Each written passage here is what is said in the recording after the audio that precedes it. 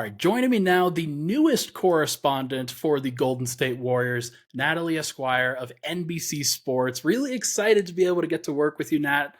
She's the producer for Brother from Another on Peacock. You can stream it there. For those that are confused, CJ Holmes just moved to go cover the Brooklyn Nets over in New York. So as much as we love him here, he'll be back. He'll be back to cover some stuff for the Alley Oop again. But Natalie is going to be taking over for our Golden State correspondence here, and I'm so excited to have her. Now, thank you so much for joining. Let's talk Golden State Warriors, shall we? Thank you for having me. I really appreciate it, Ryan. Hopefully, I can ingratiate myself with Denver Nuggets fans, and they can gain some new perspectives on me.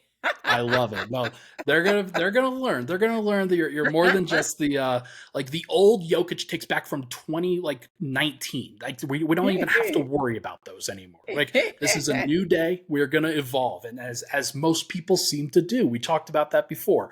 Let's talk about the Warriors, though, who I think might be evolving in the wrong direction. They're the 8-10 record, 14th best offensive rating on cleaning the glass, 15th defensive rating, 16th net rating. They're kind of average. Like this is just kind of like an average team right now. Steph is great, but he's just one guy. I'm very curious as to where you think that consistent help is going to come from now that it seems like Clay might be on the downslope here. Yeah, it's an interesting question. And I feel like for the Warriors, not saying you, but in general, I've seen things like, is the dynasty over? And I feel like this question is asked like every other day about the Warriors. I don't think a declaration can be made like that until after this year. Even when they lost last year, I'm like, one loss doesn't mean that it's over. But I the Warriors are frustrating, but I still don't think it's as dire as some are making it seem. So the help will come from Clay. It'll come from Andrew Wiggins. Unfortunately, sadly, they just started off slow or in a slump, however you want to look at it, which is not that unique for Klay Thompson. He's had times where he started off slow and then he gets going. But with Andrew Wiggins, it was just like abysmal, you know? I wasn't worried that he would start to come back because you actually was seeing the progression. So he just had a great game the other night. But like at first it was the shooting, it was everything. But then like you start to see he was starting to be more aggressive. His defense was getting better. So you kind of was seeing it like go in that direction. But you know, like many NBA fans, people just look at your output. And so like they weren't seeing the points, they weren't seeing, so to me, I think you're going to get what you get from Wiggs. I think you're going to get what you get from Clay.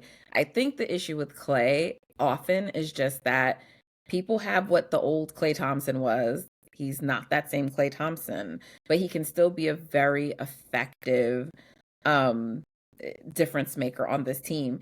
And he's also just effective and important because of how he's guarded, because he's Klay Thompson, right? And so he does create space on the floor. He does help. Um, and we still need him, but I don't think, and this is valid, that there is a go-to number two on the Warriors. It's some nights it's Klay Thompson, some nights it's Andrew Wiggins, some nights it's Draymond Green, and some nights it's our bench. And that's just how it is. And I think that makes people uncomfortable when it's like not a single person that they can point to and look to, And I just think this question is also interesting because like if we would have asked this 6 or 7 games in, we would have said the Warriors are great. They're off to a great start, right? So it was like technically they really did start great, on the road great at that, having the second toughest schedule by strength of schedule standards. And then they went home and they did this like really bizarre thing and they lost like most of their games at home. Draymond Green has missed 7 games. So that's almost half their games. I just need people to remember that. Steph Curry missed a couple of games in there. Gary Payton II missed a couple of games in there. So when people assess the Warriors, I get it. You can only assess what their record is. But there are things that happen that have affected them. And this team is different from past years in that one person missing does make a difference. And if something like is going to be a downfall for the Warriors, it's going to be about their health, which I think was always a big risk factor coming in. Like they truly, for the most part, need most of their pieces and definitely their key pieces playing. So I think they've shown us moments that they can be really good. And I think the team we saw for those first 6 to 7 games, I do think those are the true Warriors. I think they have a very small margin for error this year, very small margin, and everything has to go perfect. And that's not always the case. So it's to be determined. I'm not as confident as I've been in past years, but I do think they are a team that can contend, but things really have to go their way.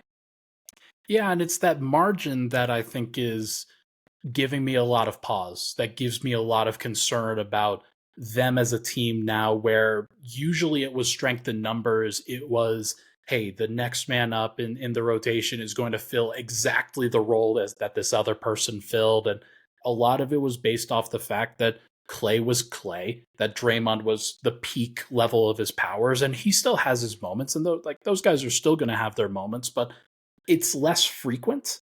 And I think that in general, that puts a lot of strain on the depth, where now you need guys like Gary Payton II and Chris Paul and Andrew Wiggins, and all three of them are out for this next game that we're recording this on Thursday before this Thursday night game where all those guys are out.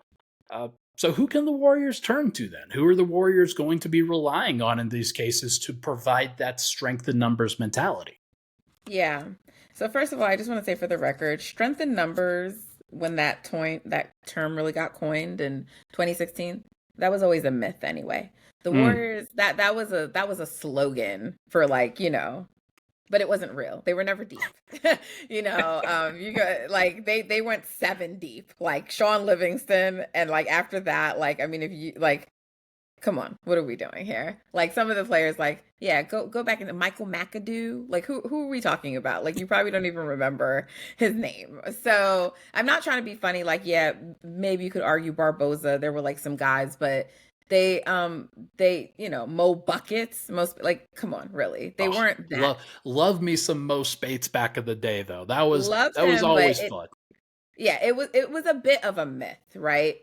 The Warriors that right now, preseason when I did my previews for the team, I said like the Warriors' strength this year really actually is their depth, right? So where teams have higher end talent, I'm not going to sit here and tell you that outside of Steph that we have that higher end talent. Most other teams that contend have a number 2 that's better than anybody who we consider a number 2 on the Warriors. But where our team is different this year is in that bench depth. Like they have extended the leads multiple times. They're winning the non-Steph minutes. Even when Kevin Durant was here, that did not happen with the Warriors. Those are really great things. And like our bench is beating other benches, right? So the issue is really Steve Kerr. It's not that we don't have the bench and the depth. It's his unwillingness to rely on those players, right? He, the other night, took Moses Moody out when he was shooting 100%. He had hit like 3 threes or 4 he had 3 threes and I think he had a dunk. But like he also had 2 shots that got waved off. It was all net, right? And he just took them out the game because he wanted to rely on his veterans. His words, not my words. And then he later, the next day, came back and said, that wasn't my best coaching and I really shouldn't have done that. So I think it's going to force his hand a little bit. I hate that GP2 is injured. Love that the update came that it's not really a tear, but a strain. So I think that might change the timetable and the trajectory. But I feel like that has to force his hand to rely on a Moses Moody a little bit more, who has actually been excellent. And the additional is going to come from the bench. Like the youth movement this year is more equipped to really do what the Warriors couldn't achieve last year. Moses Moody, Jonathan Kuminga, year 3. You have Sarge, who's there, who is giving us like, some really good minutes if he's utilized correctly. You have Pods. Like there's just so many players that on a given night from our bench that are really strong. Even Trace, like that can actually help this team. And it's leaning into that. This team was actually constructed to lean into the youth. Steve Kerr has to like wrap his mind around it, because this core, they no longer can just turn it on and off. Stephen Curry can, but the rest cannot. And so they have to lean into that. Yeah, I'm curious to see whether they're going to be able to do it because I'm not going to lie, Nat.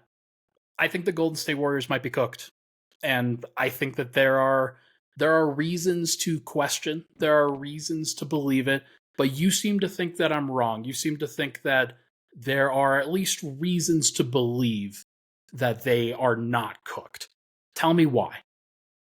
Yeah, I mean, I don't think you're wrong for your position. I think that's a lot of people's position.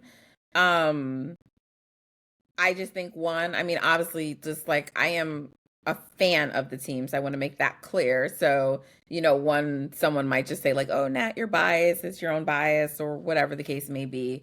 But I watch the team, I know them, I know the ins and outs. And so I just feel like they have shown markers at different points this season of a good team. Like, you don't go and win all those games on the road the way you did. That's not a fluke. And the Warriors have always been a team that could win on the road. So last year was an outlier, but that's not a fluke.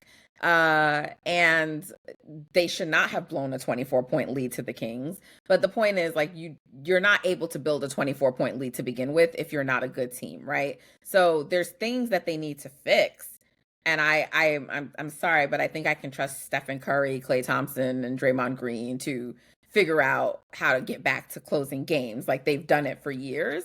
So these are just not things to me that are unfixable. There's nothing that I've seen that's an issue that's unfixable, but I do think that they have to start fixing it soon. I don't like if we're in the new year, if we're in another 20, 10, 15, 20 more games and it's still like this, then yeah, I'm going to be saying a different story. But to me, they're at a point now where they do have to rectify it. They do have to change it. They do have to get it together.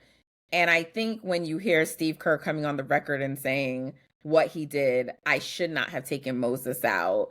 When you have Stephen Curry saying, like, Draymond picked up, I don't know if he said stupid or dumb, and I don't want to misquote him, but it was one of those two. But basically, calling him out for that foul that he picked up, and then also having Steve Kerr, to me, that's a signal that, okay, they're talking to Draymond and they're saying, cut the antics, because we need you, and they do need Draymond. And when you speak about Klay earlier and even Andrew Wiggins, a lot of people don't realize they're play finishers.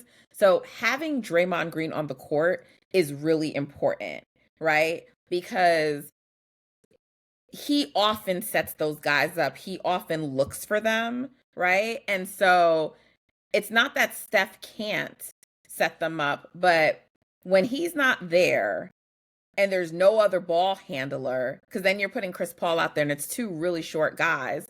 When you put them in that position, all teams are going to do is load up on Steph, right? And then that makes it harder for their offense to work the way it is, because it's predicated on Steph creating all these open looks based on his movement, right? And so Draymond really puts the team at a disadvantage when he's not there and he gets himself suspended, right? And I think part of the reason you saw them up by 24 versus the Kings the other night is because you had all five playing together, and we really haven't had that for most of the games this season. So I think like I said, I think they can contend. And I think they can turn it around. It does have to start now, but I understand why people are skeptical. You are what your record says you are until you prove otherwise. So no, I'm not like going to sit here and say people are just like crazy bashing them. I think your opinion's totally fair. Completely valid, completely interesting. This is never going to not be an interesting team for those reasons. And you have this dynasty that has been going on for as long as it has, and seeing this part of it is always fascinating and can be a little bit sickening at times if you're expecting 60 wins and 65 wins and things like that. But no, it's going to be interesting to see where they go from here and how this team continues to evolve. Last thing I have for you: group play in season tournament. Were you a fan? Were you interested? Yes and no. I mean, I didn't see why it was needed. I still don't know that I'm convinced it was needed. But like I think enough of the players are excited about it.